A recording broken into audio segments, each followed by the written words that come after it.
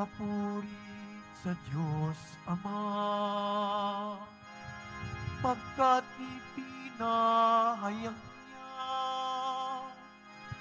hari siya ng mga aba. Hallelujah,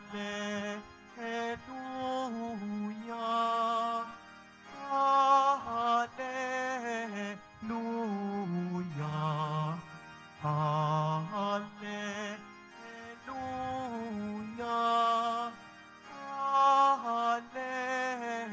Hallelujah.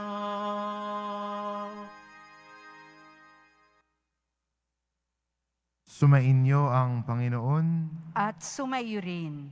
ang mabuting balita ng Panginoon ayon kay San Marcos. Papuri sa iyo, Panginoon.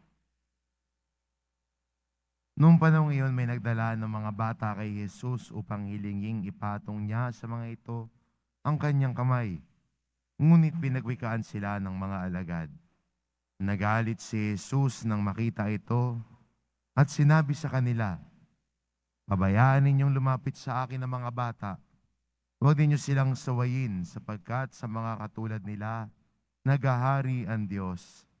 Ito ang tandaan ninyo, ang sinumang hindi tumanggap sa paghahari ng Diyos, tulad ng isang maliit na bata, ay hindi mapapabilang sa mga pinaghaharian niya." At kinalong ni Jesus ang mga bata, ipinatong ang kanyang kamay sa kanila, at pinagpala sila. Ang mabuting balita ng Panginoon.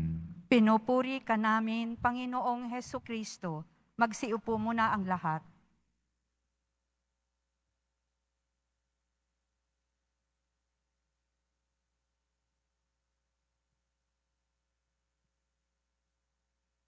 Ang sino mang hindi tumanggap sa paghahari ng Diyos, tulad ng isang maliit na bata, ay hindi mapapabilang sa mga pinaghaharian niya.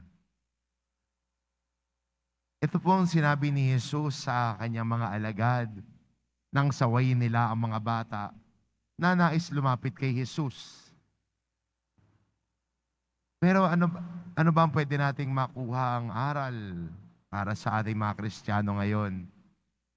Sinasabi ni Jesus sa atin, kung hindi tayo magiging tulad ng mga bata, at ano ho ba ang merong katangian ng isang bata na medyo medyo na isang tabi natin habang tumatanda na tayo?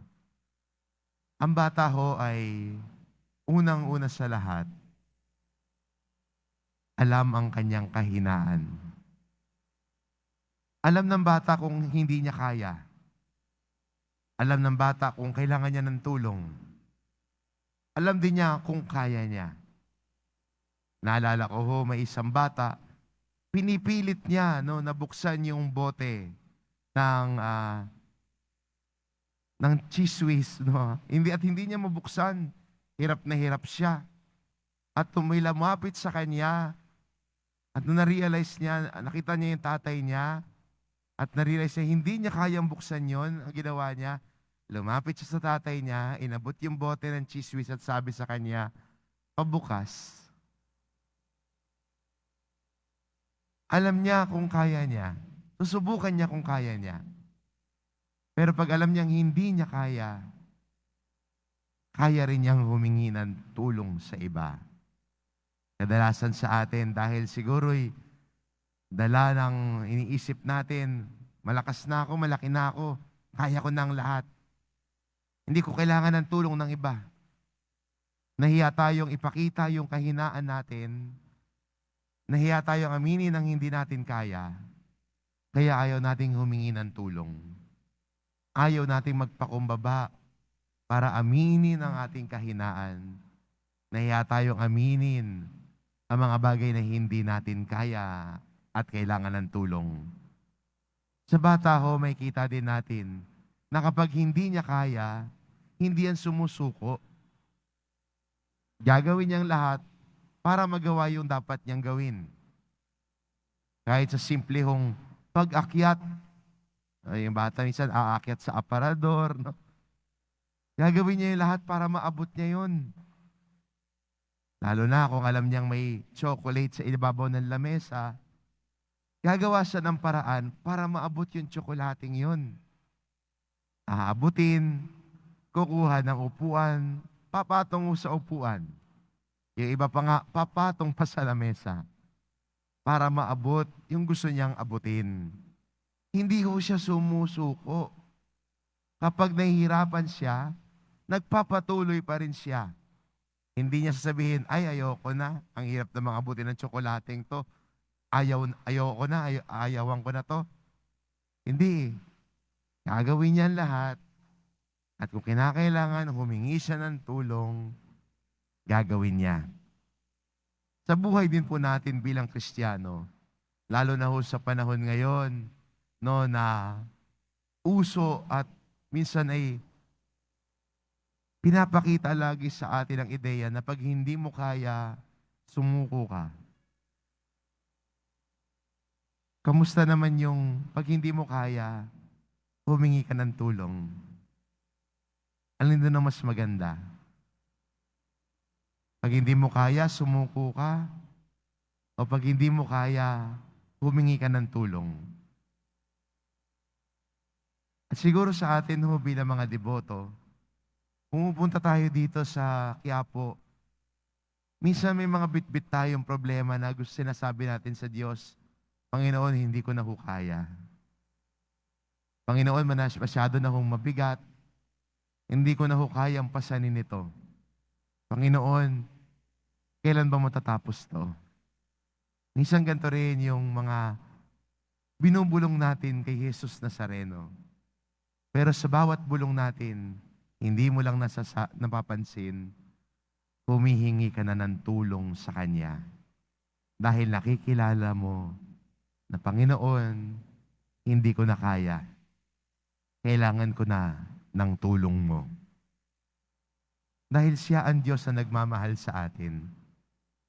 Siya ang nag-aakay sa atin, patungo sa Ama na kumakalinga sa atin. At hindi pa pag hindi na natin kaya, nahihirapan na tayo, lagi tayo tumitingin kay Jesus Nazareno. Sinasabi natin, Panginoon, tulungan mo ako. At sana ho bilang Kristiyano, wag kumawala sa atin ito.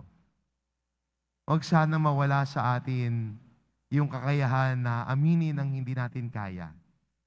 Hindi natin kailangan magbalat kayo o magsuot na maskara sa harapan ng Panginoon na magpanggap na malakas ka. Hindi mo kailangan magsuot ng maskara sa mga iyong kaharap, mga kasama, at magpanggap na malakas ka.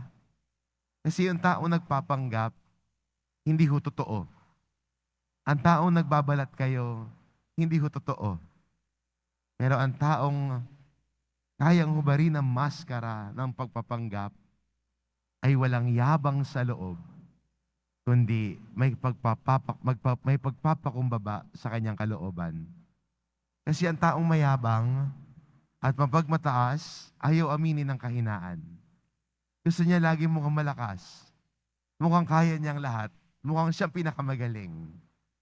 Pero ang taong marunong magpakumbaba, kayang ituro ang sarili, hindi ko kaya to, hindi ko kaya mag-isa to, kailangan ko ng tulong. At sa buhay natin bilang Kristiyano, ang lagi nating hinuhingan ng tulong ay ang mahal na pong Jesus Nazareno na nagmamahal sa atin. Kaya sa harapan ni Jesus, maging tulad ng isang bata. Hindi mo kailangan magmukhang malakas, magaling sa harap ni Jesus. Alam niya ang nasa puso natin. Hindi mo kailangan magpabango kay Jesus. Alam niya rin ang baho mo. Pero sa kabila ng kahinaan at baho mo, mahal ka ni Jesus, handa kang tulungan ni Jesus. Kailangan mo lang magpakumbaba sa kanyang harapan, aminin ang iyong kahinaan, at humingi ng tulong sa Diyos na nagmamahal sa iyo, tulad ng isang bata. Amen.